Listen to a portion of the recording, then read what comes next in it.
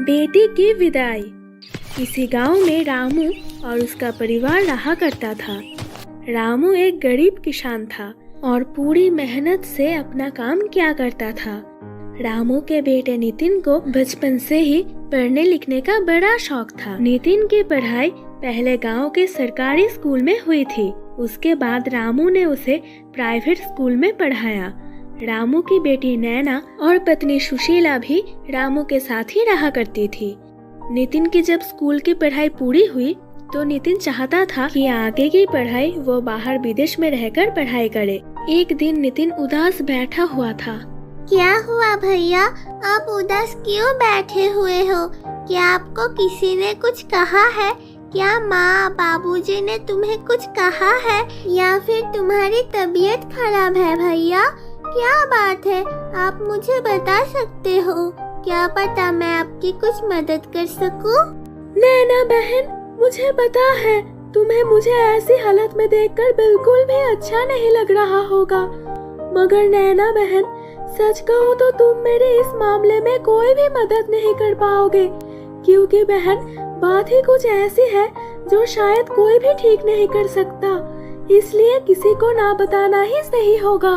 भैया, क्या मैं आपकी बहन नहीं हूँ? हमने बचपन से ही सारे दुख सुख साथ में बिताए हैं, तो फिर मैं भला आपका ऐसे हालत में कैसे साथ छोड़ सकती हूँ?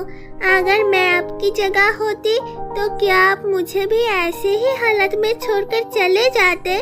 नहीं भैया, आप मुझे ऐसी हालत में छोड़ ही नहीं सकते हैं, क्योंकि आप मुझे बहुत प्यार जो करते हैं, इसलिए आप किसी भी हालत में मेरा साथ नहीं छोड़ सकते हैं। तो भैया, मैं आपका साथ क्यों न दूं? हाँ मेरी बहन, तूने बिल्कुल सही बोला है, मगर बहन सच में इस समस्या का कोई हल नहीं है। अगर मैं तुझे बता भी दूंगा तो ये समस्या कम नहीं होने वाली है, बल्कि तू भी फिर इस वजह से टेंशन में आ जाएगी, और मैं ये नहीं चाहता हूँ कि तुमको मेरी वजह से कोई दिक्कत हो।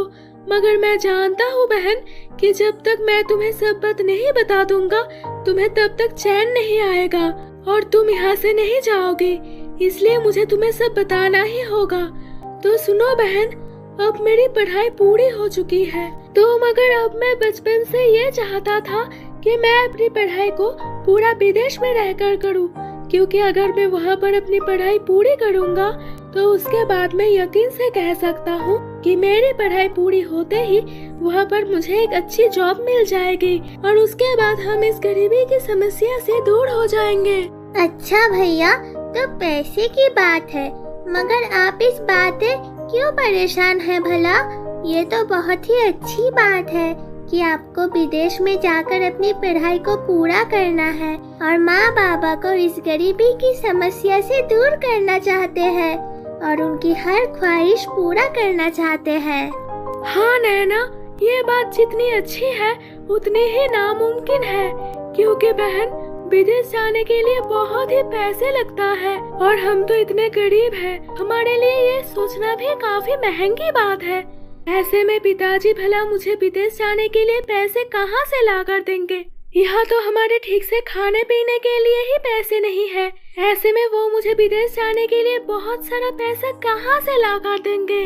भैया, आप एक बार बाबूजी से बात तो करके देखिए, मुझे पक्का यकीन है कि बाबूजी कहीं ना कहीं से भी आपके लिए पैसे का जुगाड़ कर लेंगे, मगर वो आपको विदेश जाने के लिए पैसे लाकर जरूर देंगे। भैया, क्या आपको बाबूजी के ऊपर जरा सा भी यकीन नहीं है? नहीं बहन, ऐसा कोई बात नहीं है, मुझे बाबूजी पर पूरा यकीन है, मगर मैं नहीं चाहता हूँ कि बाबूजी को मेरी वजह से किसी के सामने गिरना पड़े। नहीं भैया, ऐसा कुछ नहीं होने वाला है, आप मेरा यकीन करो और एक बार बाबूजी से बात करके जरूर देखो। आप जितनी देर करोगे उतना ही बेकार होगा और आप जितनी जल्दी पढ़ाई को खत्म करेंगे उतना ही अच्छा होगा।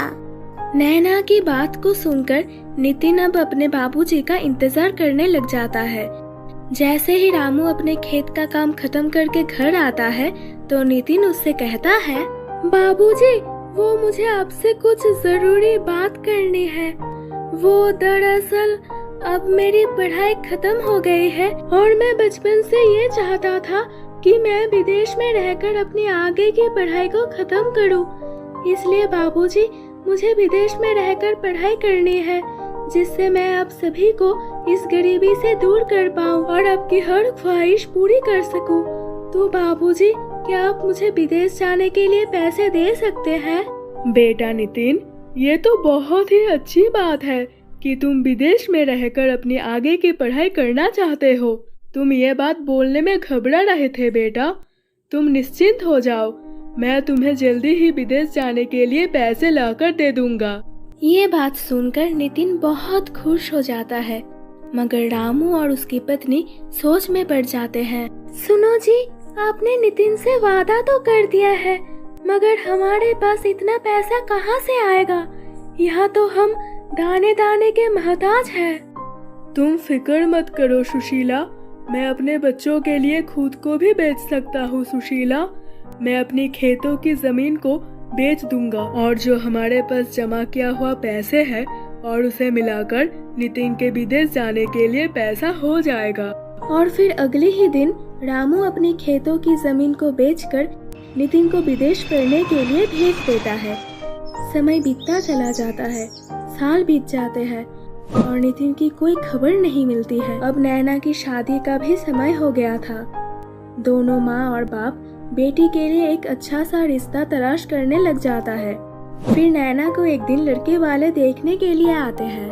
अब अपनी बेटी को बुलाइए ताकि हम सभी उसे देख सके, क्योंकि फिर हमें समय पर जाना भी है। जी, अब बस 2 मिनट रुकिए, मैं अभी अपनी बेटी को लेकर आती हूँ। और फिर सुशीला अपनी बेटी को लेकर आती है। नैना देखने में बहुत ही सुंदर लग रही थी।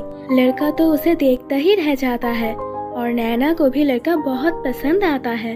देखिए, हम लोगों को आपकी बेटी तो बहुत पसंद आई है और हम आपके ही घर शादी करना चाहते हैं। मगर आप तो जानते हैं कि शादी में सिर्फ लड़की ही नहीं, दहेज भी देना पड़ता है। क्योंकि देखिए, मेरा बेटा एक बहुत ही अच्छी सरकारी नौकरी करता है, तो इसी में मेरा दहेज मांगने का फर्ज तो बनता है। जी ठीक है, हम आपको दहेज दे देंगे, आप फिक्र ना करें, मगर हमारी बेटी की शादी आपके बेटे से ही होना चाहिए। और फिर लड़के वाले खुशी खुशी रिश्ता पक्का करके चले जाते हैं। आप दहेज देने के लिए अब पैसे कहाँ से लाएंगे? हाँ बाबूजी, हमारे पास तो 1 फूटी कौड़ी नहीं है, फिर इतना पैसा कहाँ से आएगा? बाबूजी, हम कोई और रिश्ता देखेंगे। नहीं बेटी, तुम दोनों फिक्र मत करो, मैं पैसे ले आऊंगा। और फिर रामू अगले दिन अपनी पत्नी को सारी बात बता देता है और वो अपने घर के कागज लेकर उसे बेचकर पैसे ले आता है और दहेज के सामान खरीद लेता है।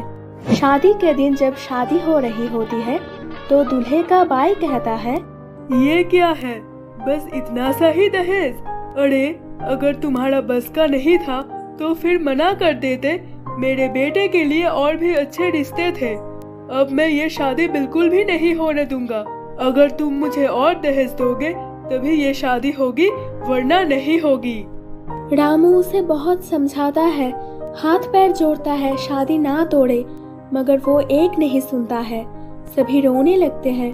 तभी वहाँ नितिन एक बड़ी कार से उतरता है और उनसे कहता है, चाहे तो मैं तुम्हारा मुंह अभी पैसे से बंद कर सकता हूँ, मगर मैं दहेज प्रथा के साथ नहीं देता हूँ। इसलिए मैं तुम्हारी कंप्लेन पुलिस में करवा कर तुम्हारी अकल ठिकाने लाना चाहता हूँ।